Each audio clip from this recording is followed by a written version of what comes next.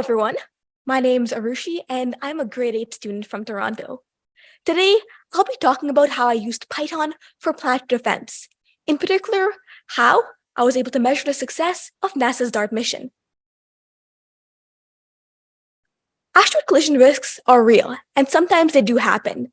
Just 1 year ago, a 1-meter asteroid whizzed past the CN Tower right next to my hometown, but luckily, it fell near in Lake Ontario harmlessly. But this showed that asteroid collision risks are real, and actually smaller the asteroid, the higher the impact probability.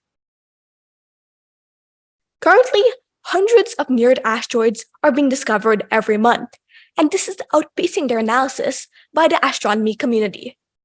And analysis is very important, because if an asteroid were on collision course with the Earth, we would need to know their physical properties, like size and strength, to be able to deflect it. I'm sure you guys have all heard about NASA's DART mission.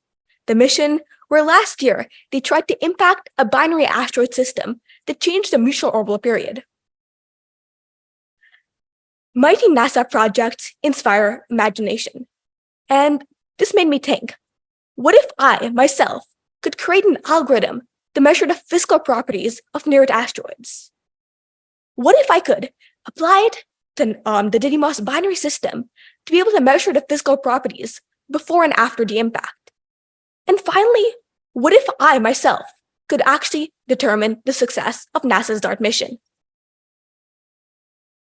My whole project was based on open science, whether it was open telescopes, which accepted research proposals from citizen scientists, which allowed me to observe the asteroid, or open datasets, which assisted me in finding known objects in my image, or even simply open communities where I could reach out to whenever I needed help or were stuck on a very hard issue.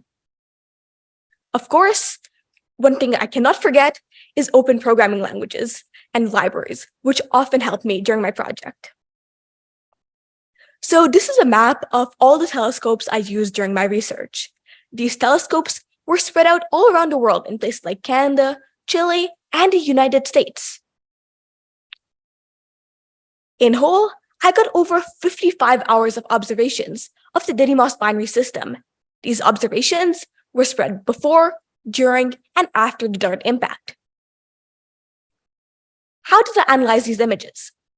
First, I found all known objects in my image. This included known stars and known asteroids. I then created my own algorithm to centroid them. The second part was actually measuring the brightness of the asteroid. To do this, I created apertures of different sizes, an inner aperture to measure the brightness of the asteroid, and an outer analyst to measure background noise. Finding the aperture size was very hard, and I used slope analysis to help me. Third, finding comparison stars. My observations were sometimes very long, which meant observing conditions like weather and air mass did change. To account for these, I used comparison stars, stars with a known and fixed brightness. By measuring their change in brightness caused by weather conditions, I was able to apply this to the asteroid to eliminate all these changes. But this wasn't enough, which brings me to my fourth step. Asteroids are always in movement, and as they move, their distance from the Earth and the Sun always changes, causing changes in the brightness. To account for these, I applied offsets to benchmark the brightness of the asteroid to 1 astronomical unit from the Earth, 1 from the Sun, and at a 0 phase angle.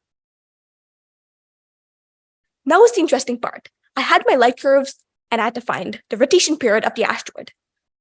As asteroids rotate, different sides reflect light differently because they are irregular in shape, and this causes 2 maximas and 2 minimas in their light curves. And in the case of the Didymos binary asteroid, there was a moonlet. So, by subtracting the rotation period from the original light curve, I was able to find the mutual orbital period events. So I applied my algorithm to the Didymos binary system and got 7 interesting results.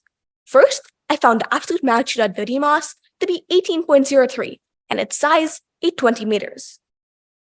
Second, I used root mean square error and congruent modulo to find the rotation period and found it to be 2.26 hours and did not change after the impact. Third, I measured the mutual orbital period of Didymos and Dimorphos and found that it actually reduced by 35 minutes post-impact. Fourth, I measured an increase in the brightness of Didymos of 1.2 this was caused by all the debris around the asteroid right after the impact, reflecting sunlight. This ejecta, I also measured the length, and it came to 20,000 kilometers, which is quite a lot. Sixth, using the rotation period and the size of Didymos relationship, I was able to determine that it was very likely rubble-based. Seeing all the masses of ejecta ejected from Dimorphos, I saw that Dimorphos was also likely rubble-based. So now is the big question. Did we actually move Dimorphos? And the answer is yes. After measuring the 35-minute decrease in the mutual orbital period of Dimorphos, and by applying Kepler's third law, I was able to find that a 40-meter reduction in the orbital radius of Dimorphos happened, proving that deflection was in fact successful. All my results were very closely validated with NASA, proving that my algorithm was successful. I believe that no project is actually completed till outreach is done, which is why I've made several presentations at places like the Royal Astronomical Society of Canada and during Asteroid Day to bring awareness about astronomy and planetary defense. I've also created online training modules to basically ignite the fire in the minds of the next generation. In addition, I've made several publications, one of which is in the Royal Astronomical Society of Canada's journal. So in conclusion, my algorithm was successful in determining the physical properties of near-Earth asteroids and measuring the success of NASA's DART mission. It shows that open science can be used by citizen scientists to actually support space missions. I have several plans in the future, some of which is to contribute to other space missions like the Hayabusa 2 from the Japanese Space Agency and the OSIRIS-APEX. I would also like to expand the photometric techniques that I used in this project towards exoplanets and specifically their atmospheres. So thank you so much. And if you or your organization has any time on robotic telescopes, it would be really great if we could collaborate. Thank you.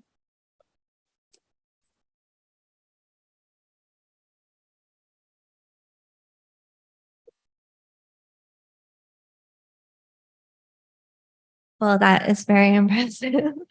So we have time for some questions. Are there any questions online? Not so far. Okay, just want to make sure our online audience feels included. Are there any questions in the room?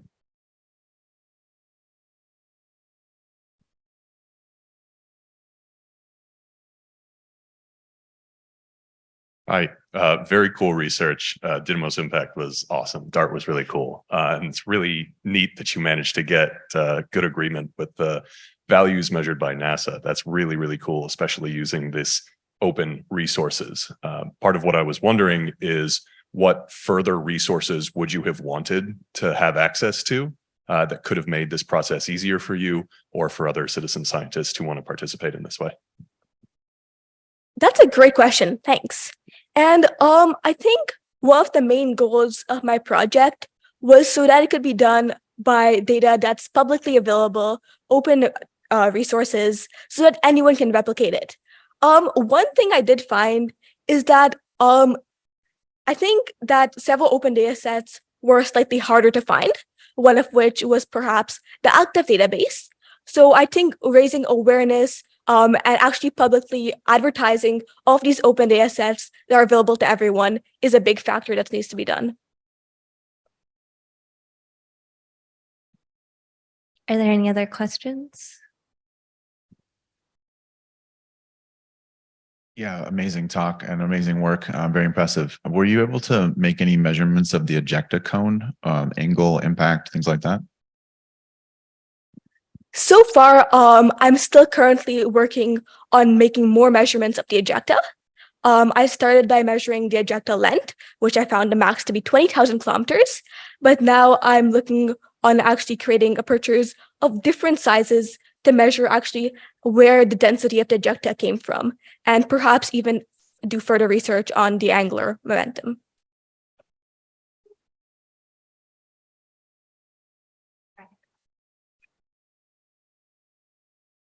Have you looked at any of the data coming from the Italian Lizia cube and specifically looking at the ejecta cloud?